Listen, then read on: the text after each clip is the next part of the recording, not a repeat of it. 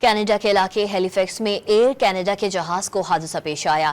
Halifax airport پر landing کے دوران جہاز رن وے سے پھسل گیا۔ خبر ایجنسی کے مطابق حادثے کے بعد جہاز میں آگ بھڑک اٹھی، تاہم کوئی جانی نقصان نہیں ہوا۔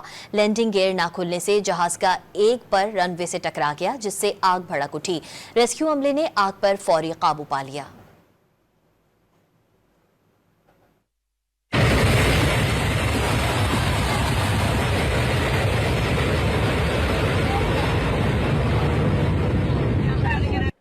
کینیڈا کے علاقے ہیلیفیکس میں ایئرکینیڈا کے جہاز کو حادثہ پیش آیا۔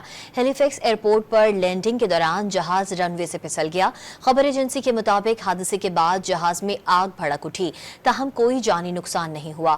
لینڈنگ گیئر نہ کھلنے سے جہاز کا ایک پر رن وے سے ٹکرا گیا، جس سے آگ بھڑک اٹھی۔ ریسکیو عملے نے آگ پر فوری قابو پا لیا۔